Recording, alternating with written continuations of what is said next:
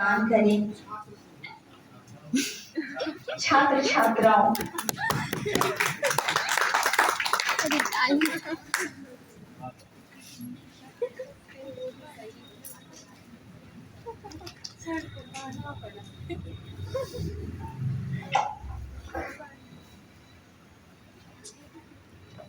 हिंदी विभाग पूर्णिया विश्वविद्यालय द्वारा आयोजित आज छात्र सम्मान समारोह में उपस्थित मंच पर विराजमान हिंदी के मूर्धन्य विद्वान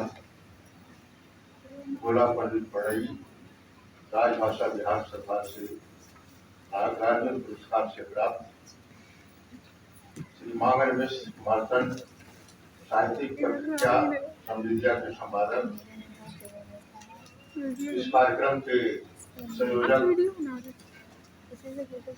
डॉक्टर मनोज पराशर जी, जो विश्वविद्यालय शिक्षक संघ के अध्यक्ष भी हैं, मंच पर विराजमान हिंदी विभाग पूर्णिया विश्वविद्यालय के पूर्व विभागाध्यक्ष डॉक्टर सुरेंद्र प्रसाद यादव, वर्तमान में हिंदी विभाग के अध्यक्ष डॉक्टर सुरेश मंडल, सभागार में उपस्थित हिंदी विभाग मारवाड़ी कॉलेज के डॉक्टर सुजल प्रसाद, डॉक्टर शीते मिश्रा, डॉक्टर जायसवाल, डॉक्टर वंदना भारती, विश्वविद्यालय के अन्य उपस्थित शिक्षकगण, बाहर से आए हमारे विभिन्न महाविद्यालयों से प्रिय विद्यार्थियों और पूर्णिया विश्वविद्यालय से संबंध विश्वविद्यालय से संबंध जो भी महाविद्यालय है वहां से आए हमारे प्रिय छात्र। आज मुझे खुशी है कि हिंदी विभाग पूर्णिया विश्वविद्यालय द्वारा छात्रों का यह सम्मान समारोह आयोजित किया गया है और इसके लिए इस कार्यक्रम के संयोजक डॉक्टर मनोज पराशर को मैं हार्दिक बधाई शुभकामनाएं देता हूँ कि छात्रों का मनोबल बढ़ाने के लिए इस प्रकार का कार्यक्रम आयोजित किया। मुझे यह जानकर खुशी हुई कि श्री भोला पंडित को नागार्जुन पुरस्कार बिहार सरकार द्वारा दिया गया है। वैसे तो मैं रसायन शास्त्र का विद्यार्थी रहा हूँ और अभी भी अपने को विद्यार्थी मानता हूँ, लेकिन मुझे बाबा नागार्जुन जी से मिलने का अवसर प्राप्त है। यही नहीं, डॉक्टर केदार सिंह हिंदी के मूर्धन्य विद्वान साहित्य अकादमी पीठ से सम्मानित, डॉक्टर नामोहर सिंह मुक्त बोध के पीठ के चेयरमैन, हमारे में सागर विश्वविद्यालय में मुक्त बोध पीठ के चेयरमैन हरिशंकर प्रसाद जी से मिलने का सौभाग्य है।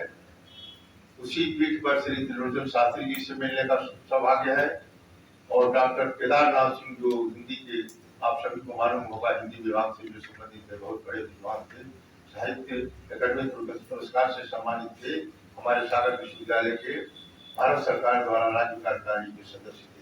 एग्जीक्यूटिव काउंसिल जो सिंडिकेट मेंबर यहाँ है, भारत सरकार ने वहाँ एग्जीक्यूटिव काउंसिल कराती है इसके कार्यकारिणी के। इन सब लोगों से हमें मिलने का सौभाग्य प्राप्त हुआ है। नामोहर सिंह जी भी सागर विश्वविद्यालय में रहे हैं, उनसे भी कदाचित कभी कभार, जब मैं विद्यार्थी था उस दरमियान की मैं बात कर रहा हूँ, इन लोगों से हिंदी के मूर्धन्य विद्वानों से मिलने का हमें सौभाग्य प्राप्त हुआ है। इन लोगों से हिंदी के विषयों में मैं रसायन शास्त्र का छात्र होते हुए भी उन लोगों से भी मैं कुछ बातें किया करता था। तो मुझे खुशी हुई कि बाबा नागार्जुन से सम्मानित हमारे जो है भोला पंडित प्रणय जी सम्मान बिहार सरकार द्वारा दिया गया है, उनको भी मैं हार्दिक बधाई और शुभकामनाएं देता हूँ। मार्तंड को भी बधाई देता हूँ जो साहित्यिक पत्रिका समृद्धिया के संपादक हैं और सभी हम अपने प्रिय विद्यार्थियों को हार्दिक बधाई और शुभकामनाएं देता हूं कि इस कार्यक्रम में उपस्थित हुए और विशेषकर उन विद्यार्थियों को जिन्होंने हिंदी विभाग की गरिमा को बढ़ाया है। हिंदी में स्नातकोत्तर में हमें जानकर खुशी हुई कि 5-6 विद्यार्थी नेट और नेट जीआरएफ से उत्तीर्ण हुए। गौरव की बात है कि हमारे विद्यार्थी जो है नेट और नेट जीआरएफ की परीक्षाओं में उत्तीर्ण हो रहे हैं। उनको जिनको सम्मान दिया गया है उनको मैं हार्दिक बधाई देता हूँ। और जो विद्यार्थी यहाँ उपस्थित हैं, इस सम्मान से क्या फायदा है? समारोह क्यों आयोजित किया गया? इस सम्मान से जो विद्यार्थियों को सम्मान से नवाजा जा रहा है, इससे हमारे जो पिछले कक्षाओं में प्रीवियस के छात्र हैं, ये भी इससे सबक लें और इससे उनको प्रेरणा मिलेगी कि हम भी क्यों न ऐसा उत्कृष्ट प्रदर्शन करें, अच्छे मार्क्स लाएं कि हमको भी इस प्रकार का भविष्य में सम्मान मिले। ये सम्मान समारोह आयोजित करने का प्रमुख उद्देश्य है कि हमारे जो विद्यार्थी हैं, ये जो हमारे उत्तीर्ण विद्यार्थी हुए हैं, इनसे प्रेरणा लें, क्योंकि ये तो जो है सम्मान प्राप्त करके विश्वविद्यालय को छोड़ रहे हैं। विश्वविद्यालय को छोड़ नहीं रहे हैं आप। इस विश्वविद्यालय के आप लोग अब परमानेंट एलुमनाई कहलाएंगे, हमेशा इस विश्वविद्यालय से जुड़े रहेंगे। और मैं बता रहा हूँ कि आज हिंदी विषय से उत्तीर्ण किए हो आप लोग, हिंदी की बहुत महत्ता बढ़ गई है। आज से नहीं बढ़ी है, हिंदी राष्ट्रभाषा के रूप में है स्थापित। लेकिन मैकाले की जो शिक्षा पद्धति थी, अंग्रेजी को थोप दिया गया था। हिंदी के जो विद्वान थे, विद्यार्थी थे, अंग्रेजी नहीं बोल पाते थे तो सोचते थे अपने को हीन भावना से कि हम अंग्रेजी नहीं बोल पाते। जो अंग्रेजी बोलता था उसको लोग बेहतर मानते थे कि बहुत विद्वान है। ऐसा नहीं है। आज राष्ट्रीय शिक्षा नीति में हिंदी भाषा को विशेष महत्व दिया गया है। जो शिक्षा पद्धति थी पुरानी, उसको समाप्त कर दिया गया है और क्षेत्रीय भाषाओं को, प्रादेशिक भाषाओं को और हिंदी भाषा को प्राथमिकता से उसको महत्व दिया जा रहा है। जो भी आज स्कूलों में स्नातक की किताबें, पीजी की किताबें जो अंग्रेजी में है, उनको भारत सरकार जो है उसका हिंदी संस्करण कर रही है। सारी किताबें जो अंग्रेजी में है उसका हिंदी में संस्करण किया जा रहा है कि हिंदी में हमारे विद्यार्थी पढ़ें, क्योंकि हमारी राष्ट्रभाषा हिंदी है। हमारी राष्ट्रभाषा को महत्व मिलना चाहिए, इसलिए ये सभी जो अंग्रेजी भाषा में है उनका हिंदी में अनुवाद किया जा रहा है। मध्य प्रदेश में मेडिकल की पढ़ाई, मेडिकल की किताबें जो अंग्रेजी में थे उनका हिंदी में अनुवाद कर दिया गया है मध्य प्रदेश। तो इसी से समझिए कि हिंदी को ये राष्ट्रीय शिक्षा नीति में कितना महत्व दिया जा रहा है। आज हिंदी में ट्रांसलेटर खोजे जा रहे हैं, सरकार ढूंढ रही है। एनसीईआरटी की जो स्कूलों में किताबें इंग्लिश में थी उनका हिंदी में ट्रांसलेशन किया जा रहा है। तमाम चीजें जो है जो अंग्रेजी में थी उनका हिंदी में रूपांतरण किया जा रहा है और इस तरह से राष्ट्रीय शिक्षा नीति के तहत हिंदी को बहुत प्रमुख स्थान दिया गया है। हिंदी के साथ साथ क्षेत्रीय भाषाओं को मैं देखता हूं कि जिस धरती पर पैदा हुए, जिस क्षेत्र में पैदा हुए, उस भाषा का भी महत्व है। जब मिथिलांचल है, मैथिली की भाषा इस एरिया की है, बिहार में मगही भाषा है, भोजपुरी भाषा है, इन भाषाओं को भी महत्व दिया गया है। और आप सब विद्यार्थी को मैं बताना चाहता हूं कि जिस क्षेत्र से आप परीक्षा उत्तीर्ण किए हैं, उस क्षेत्र का नाम कभी नहीं भूलें। जिस जगह से आप उत्तीर्ण हुए हैं, जिस धरती पर पैदा हुए हैं, उस धरती को ना भूलें। अगर मिथिलांचल में पैदा हुए हैं, पूर्णिया विश्वविद्यालय से पास किए हैं और उच्च कोटि पर पहुंचे, तो हमेशा यह बताएं कि मैं पूर्णिया का रहने वाला हूँ, पूर्णिया विश्वविद्यालय से उत्तीर्ण कर आया हूँ। इससे कि इस क्षेत्र का तथा इस विश्वविद्यालय का नाम हो, लोग जाने कि यह पूर्णिया विश्वविद्यालय कहाँ है और पूर्णिया विश्वविद्यालय के हमारे छात्र प्रदेश स्तर पर और राष्ट्र स्तर पर इन सभी जगहों पर नाम कर रहे हैं। अभी अंतरिक्ष यान 3 आप लोगों ने देखा, हमारे बिहार के 4 उसमें नौजवान विद्यार्थी जो है उनकी महत्वपूर्ण भूमिका रही है। अभी जो कुछ दिन पहले जो है चंद्रयान 3 का प्रक्षेपण किया गया, तो बिहार हमारा बहुत आगे है। लेकिन यह न कहिए, हम कई जगह मैंने देखा है कि पूर्णिया आसपास के लोग, उनसे पूछा जाता है IAS IPS, तो उनसे पूछा जाता है कहाँ के रहने वाले हैं, तो बता देते हैं पटना के। पटना के नहीं, यहाँ से पैदा हुए हैं, यहाँ से पढ़े, तो बताइए कि पूर्णिया का, पूर्णिया के हैं। पूर्णिया तो तभी लोग जानेंगे ना। मैं यहाँ प्रो वाइस चांसलर बना तो हमको लोगों ने मना किया कि आप कहाँ जा रहे हैं, वहाँ वही जहाँ हथियार गिरा हुआ था, पूर्णिया को लोग नहीं जानते थे, हथियार गिरा था पुरुलिया में। तो हमने कहा कि वो पुरुलिया नहीं है, पूर्णिया बिहार में, बिल्कुल उत्तर बिहार में है ये। तो इस तरह से जब तक हमारे विद्यार्थी, आप लोग उच्च पदों पर पहुंचेंगे, उच्च शिखर पर पहुंचेंगे और पूर्णिया विश्वविद्यालय और पूर्णिया का नाम रोशन करेंगे और इसका नाम प्रचार प्रसार होगा, तब तक पूर्णिया को कैसे जानेंगे। आज पूर्णिया विश्वविद्यालय को राष्ट्रीय स्तर पर पहचान हो गई है। हमारे नेट JRF विद्यार्थी हो रहे हैं UGC से, तमाम बिहार के विद्यार्थी हमारे ये चंद्रयान पर उनकी महत्वपूर्ण भूमिका रही है। तो बिहार बहुत आगे बढ़ रहा है। और जो अंग्रेजी की भाषा, जो हिंदी की भाषा, आप अपने को कभी जो पहले सोचते थे वो भाषा समाप्त हो गई है, अब वो ऐसी स्थिति नहीं है। मैं जापान, जर्मनी, अन्य राज्यों में जाता हूँ तो जापान में वहाँ के लोग जापानीज बोलते हैं, चीनी चाइनीज बोलते हैं। और हम, अगर कोई विदेशी आता है तो हम प्रयास करते हैं, हम हिंदी जानते हैं तो हम प्रयास करते हैं अंग्रेजी बोले। भाई आप हिंदी कहें तो हिंदी में ही बोलिए, वो हिंदी ही समझने की कोशिश करे, उसकी अंग्रेजी क्यों समझने की कोशिश कर रहे हो आप। हर भाषा जानना जरूरी है, सभी भाषा का जानना जरूरी है। ये मैं नहीं कह रहा हूँ कि हिंदी ना जानिए, ये अंग्रेजी ना जानिए, अंग्रेजी भी जानिए, उर्दू भी जानिए। उर्दू यहाँ राज्य भाषा के रूप में दूसरी भाषा है। अंग्रेजी, हर भाषा का ज्ञान होना चाहिए, लेकिन अपनी जो भाषा है वो प्रमुख भाषा है, उसको कभी भूलना नहीं चाहिए। मैं जाता हूँ जर्मनी में, दुकानों पर किसी भी जाइए तो अपनी ही भाषा, अंग्रेजी जानेंगे वो, लेकिन वो जापानीज में ही बोलेंगे, वो इंग्लिश से ही बोलना चाहेंगे। यही यहाँ भी भारत में भाषा की प्रॉब्लम हुआ करती थी। मैं स्कूल में पढ़ता था दक्षिण में कि हिंदी और अंग्रेजी का विवाद हुआ करता था। राष्ट्रीय शिक्षा नीति में त्रिभाषा फार्मूला लागू हो गया है। रीजनल लैंग्वेज, प्रादेशिक लैंग्वेज और हिंदी अंग्रेजी है, इससे सारा विवाद राष्ट्रीय शिक्षा नीति में समाप्त हो गया है। तो राष्ट्रीय शिक्षा नीति में मेरे कहने का मतलब कि जो हमारे विद्यार्थी हिंदी में स्नातकोत्तर की परीक्षा उत्तीर्ण किए हैं, वो उनका अब बहुत स्कोप है, आगे उनकी महत्ता बढ़ेगी, क्योंकि हर जगह हिंदी की पूछताछ हो रही है राष्ट्रीय शिक्षा नीति में। किसी भी क्षेत्र में जाएंगे, मैंने बताया ना कि सारी किताबों का अनुवाद अब हिंदी में हो रहा है।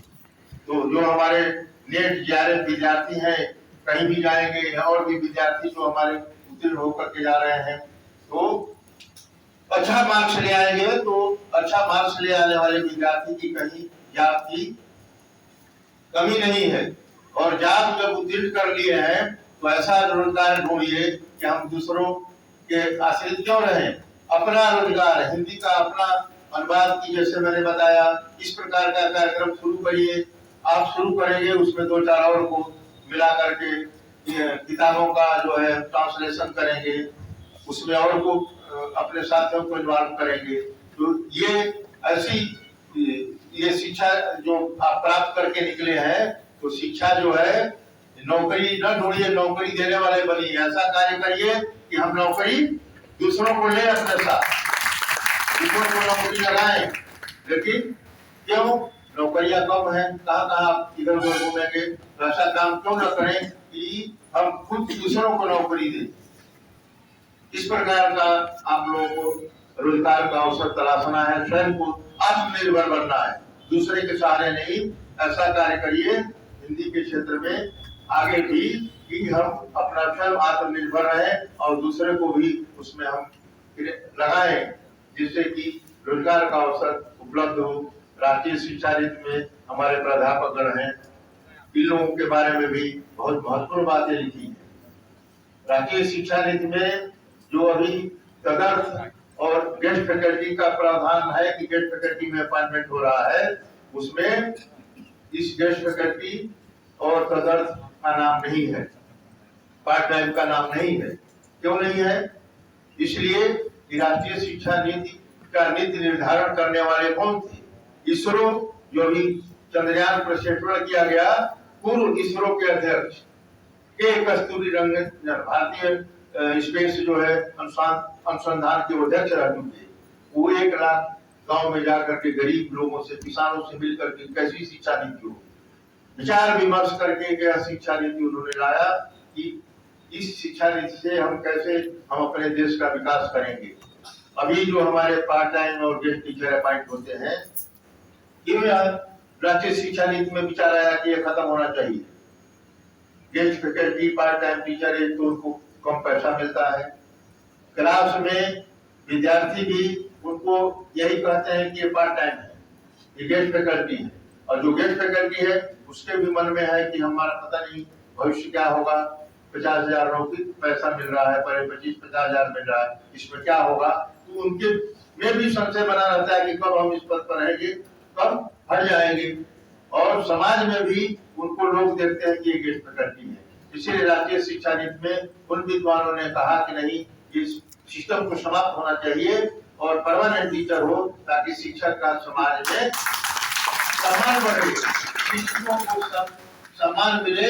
इसलिए हमारे उस कमेटी में अध्यक्ष थे इसरो के कस्तूरी रंगन, और उनके साथ जो भी थे, उन्होंने कहा कि शिक्षकों का सम्मान कैसे बढ़ेगा। ये आगे 2030-40 तक सरकार का प्रयास है कि हम पूरे विश्वविद्यालयों में, महाविद्यालयों में ये पूरा रिक्त जो है गेस्ट फैकल्टी वगैरह, इनकी जगह हम परमानेंट नियुक्ति करें, ताकि हमारे शिक्षकों का सम्मान बढ़े। और राष्ट्रीय शिक्षा नीति को क्रियान्वयन में शिक्षकों की महत्वपूर्ण भूमिका है। और राष्ट्रीय शिक्षा नीति क्या है, आप, मेरा निवेदन है कि हमारे शिक्षकगण राष्ट्रीय शिक्षा नीति को पहले पढ़े, समझे, तभी उसका क्रियान्वयन होगा। उसमें बहुत प्रमुख सी बातें हैं, बहुत प्रमुख मुख्य बिंदु है। अभी हम कहीं बातचीत होती है तो कुछ लोग कहते हैं कि वो तो पहले वाली सही थी, ये इसमें क्या फर्क आ गया। तो आप इतना पढ़िए और बताइए लोगों को, महाविद्यालयों में बताइए कि पहले जो थी और अब थी उसमें क्या अंतर है, क्या इसमें वो क्या थी और ये क्या थी, क्या फर्क है, क्या फायदा है। हमारे उसमें 75% अटेंडेंस का प्रावधान रखा गया है। हमारे विद्यार्थी जो है क्लास में नहीं जाते, और बिहार में आप सभी को मालूम है कि विद्यार्थी जो है क्लास में नहीं जाते रहे हैं, और शिक्षक की भी कमी है। अब सरकार चाह रही है कि क्लास में विद्यार्थी जाए और शिक्षक भी जाए। शिक्षकों की कमी है, उसकी भी सरकार व्यवस्था कर रही है, लेकिन हम सभी विद्यार्थी अपने क्लास में जाएं और नियमित क्लास अटेंड करें। अगर 75% से ये गजट पत्र में प्रकाशित हो गया है कि 75% से कम अटेंडेंस होगी तो विद्यार्थी एग्जाम में नहीं बैठ पाएगा। इसलिए जो हमारे विद्यार्थी यहाँ बैठे हैं और विद्यार्थियों के बीच क्लास में इस बात को रखें कि आओ, नहीं तो बाद में, इसलिए पहले से सजग किया जा रहा है।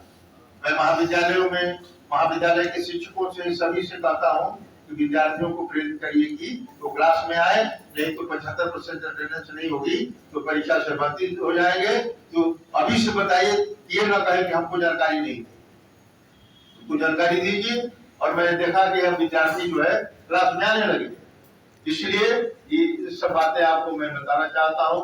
अंत में मैं पुनः जो है हिंदी विभाग द्वारा, पूर्णिया विश्वविद्यालय द्वारा आयोजित छात्र सम्मान समारोह में जितने विद्यार्थियों को सम्मान मिला है उनको हार्दिक बधाई देता हूँ, शुभकामनाएं देता हूँ। और जो छात्र यहाँ बैठे हैं वो आगे, मैं उनसे कहना चाहता हूँ कि इस प्रकार का अध्ययन करें कि ताकि इस प्रकार के सम्मान पाने के लिए आगे उनको भी यहाँ सम्मानित करने के लिए बुलाया जाए और यहाँ सम्मान प्राप्त करें। बहुत बहुत धन्यवाद। और कार्यक्रम के संयोजक पुनः मैं मनोज पराशर जी को बधाई देता हूँ कि ये हमसे लगातार 15 दिनों से मिलते रहे और हमने कहा कि यह सम्मान, मैं तो चाहता हूँ इस प्रकार का सम्मान हर विभाग में हो, ताकि हमारे विद्यार्थियों में उत्साह बढ़े, लगन बढ़े, आगे बढ़े। बहुत बहुत धन्यवाद, नमस्कार।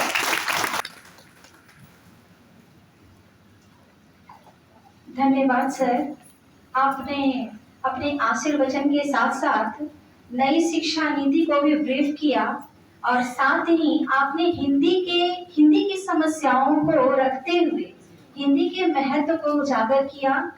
और आपसे आपके वचनों को सुन के मुझे ऐसा महसूस हुआ कि ये बात सही है कि जब व्यक्ति कोई कुछ अच्छा कर लेता है तो वो भूल जाता है अपनी जन्मभूमि को, तो वो उसे कभी नहीं भूलना चाहिए क्योंकि वो वहीं बड़ा हुआ, सारे संस्कार वो वहीं से लेता है। अपनी भाषा, अपनी मातृभूमि, अपने स्थान को भूलकर कोई भी व्यक्ति बहुत महान नहीं हो सकता है। इसलिए सर ने अपने संक्षिप्त शब्दों में बहुत ही बड़ी बड़ी बातें कही जिनका आप सब छात्र छात्राएं अनुसरण करेंगे तो अच्छा रहेगा। और कार्यक्रम को आगे बढ़ाते हुए कार्यक्रम को थोड़ा सा मनोरंजन करने के लिए एक वंदना रखते हैं। तो कार्यक्रम